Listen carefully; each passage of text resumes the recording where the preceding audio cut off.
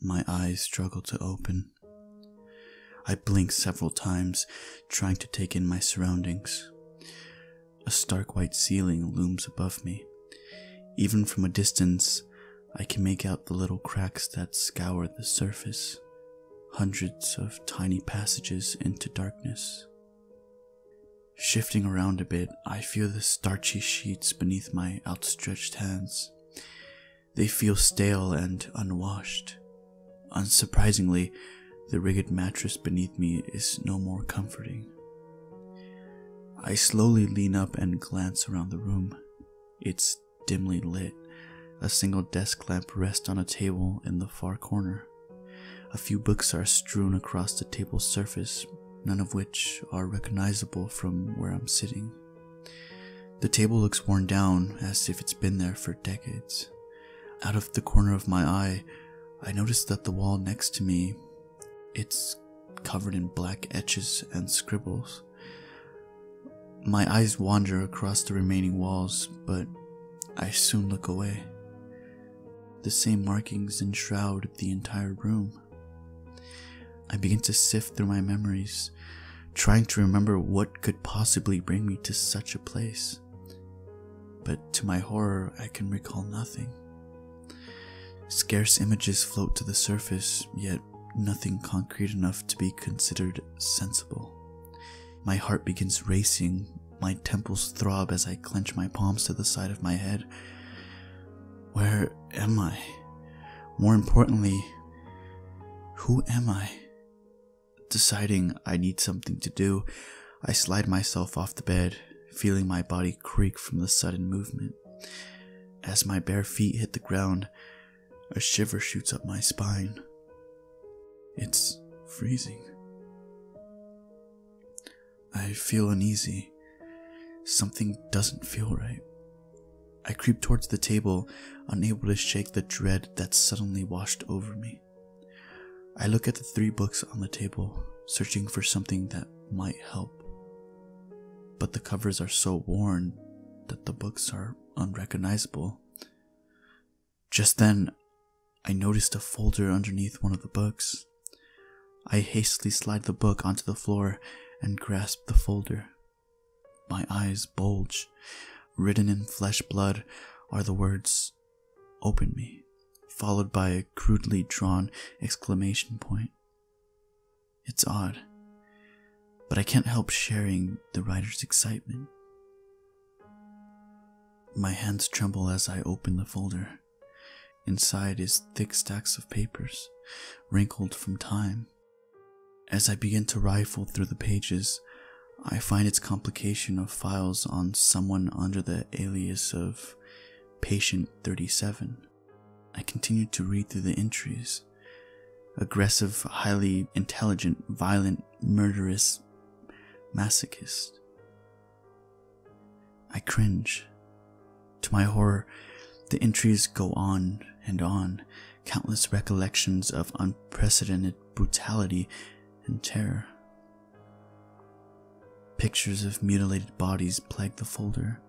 It's almost as if I can feel the blood of the victims seeping through the pages.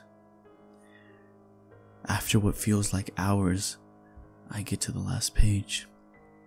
On it, it's a picture of a man, if you can call him that, in his late 30s. The eyes are sunken and dark, with shadows engulfing them. The nose is jagged, clearly broken earlier in life. A twisted grin covers the bottom half of the face. The hair, to my surprise, is neatly combed to the left, a stark contrast to the rest of the image. As I continue to look at the portrait, I can't help but shudder. There's something almost inhuman about the man. My eyes wander and I notice the dark red at the bottom of the page. Another note, but this time it exclaims, "Come find me." I drop the folder and stumble backwards. I suddenly feel nauseous as I'm hit by a crushing wave of fear. This Man, this murderer wants me to come find him. Dark thoughts start swirling in my head. I drop on one knee. Confusion overwhelms me. Why would I seek him out? This patient 37. What does he want with me? Claustrophobia kicks in. I look to the door beyond the bed. Gritting my teeth, I stand up and trudge towards the closed door. My hand tightly squeezes the door handle. I stand there panting for a bit. Sweat drips down my forehead. There's no way of knowing what's on the other side. I close my eyes and turn the handle. It opens. I'm met by a narrow corridor. The lights above flicker, giving off just enough light to see.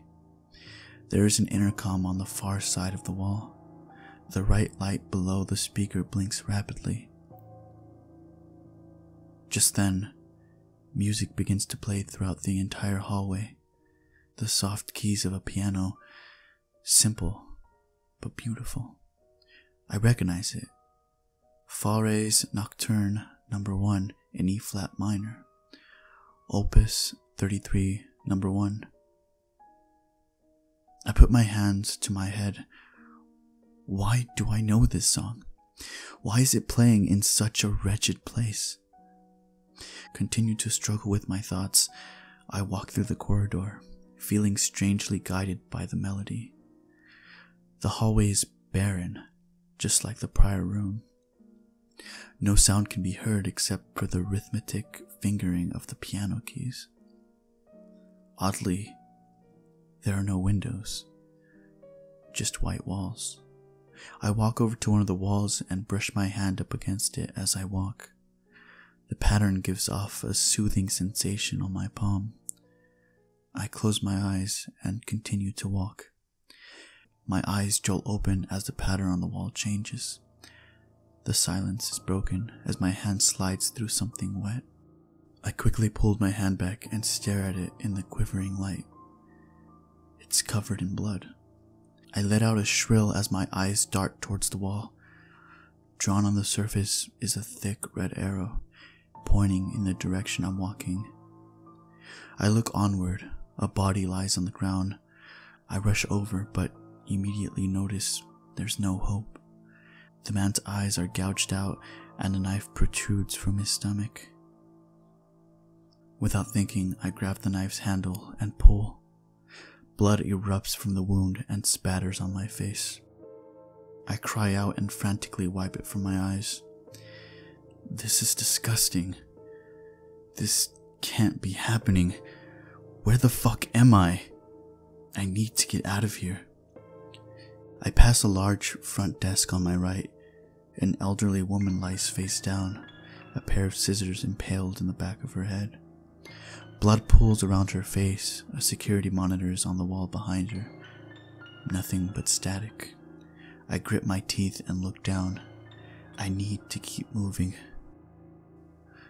As I reach the end of the long hallway, I see another arrow, this time pointed to the right. Written above it reads a message. Almost there. What kind of sick fucking game was this? Who would do something like this? Yet, I can't help but follow the direction. I'm nothing but a man lost in a strange world. I turn to the light and see a green light coming from an opening at the end of the hallway. I approach carefully, being lured like an animal in a cage. Once I'm close, I notice it's an entrance to a bathroom.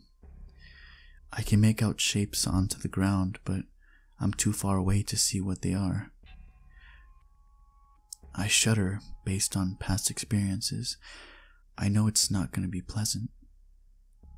In the doorway now, my eyes scan the room. Bodies, at least 5, cover the floor. The entire surface is covered in red. I can barely make out a clean spot on the once white floor. It's grotesque, yet I can't help but move forward.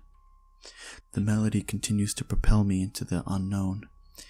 The bathroom lights flicker while I navigate around the bodies. Looking around, the room is a pit of despair. Blood is spattered across the walls, the once pristine tiles now unrecognizable. Strands of meat hang from the stall openings. Dark liquid curls on the floor beneath me.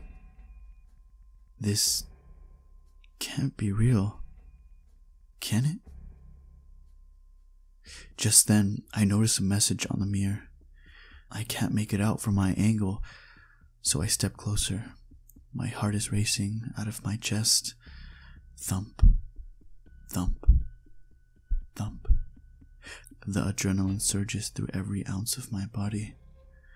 I inch closer and closer, trembling more and more with each step. Once I'm directly in front of the mirror, I stop. I can make out the letters. I read the message on the top of the mirror. My heart slows. My breathing calms. I stare into the mirror and slowly exhale. Written above my head are 3 simple words. Hello, patient 37. Everything stops. Silence. A twisted smile creeps across my face. A whisper escapes from my mouth.